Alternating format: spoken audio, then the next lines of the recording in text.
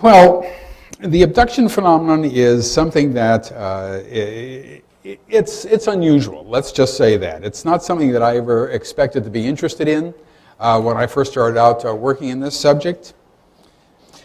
Now, I'm assuming that everybody here pretty much knows that abductions, people say that they're being abducted, and they talk about what it is that is happening to them, and they know that people are taken on board an object, and everybody knows, I'm assuming, that there's an examination, people are put on a table, they're closely removed, they're put on a table, and this has happened to them, and that happens to them, and this happens to them, and that happens to them, etc., etc., etc., etc.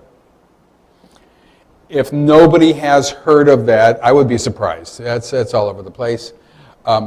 And for a long time, we concentrated on what I just said. In other words, we had for us a model, and it was the model of Barney and Betty Hill.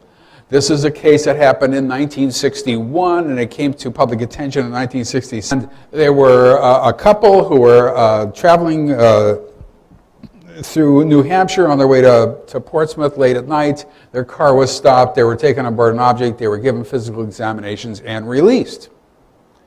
And our assumption then was, yes, that makes some sort of sense, because if we were to do that on another planet, and if what they are saying was not just some sort of figment of their imagination or whatever, that's what, that fit a sort of model of study, experiment, a learning situation. You find somebody, you say, there's one, get him. You grab him, you pull his legs off, you see what's inside. Hey, that's what you do.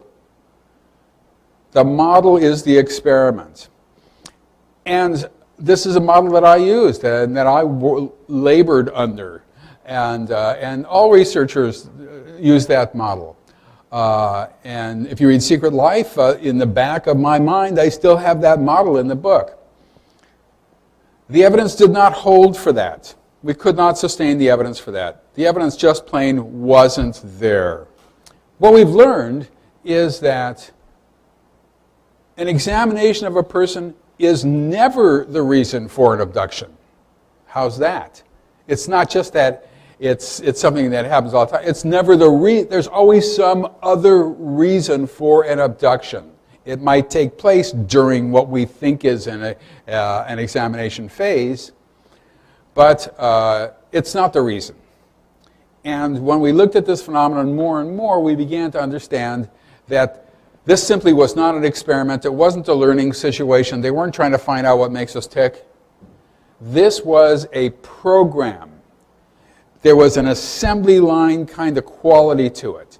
There was a situation where they were just getting people in, doing whatever they were going to do to them, and then getting them out, one after another, over and over and over and over and over again, all night, all day, all through the United States, all through Western Europe, all through Latin America, and probably in every other major country in the world too, although I can't guarantee that.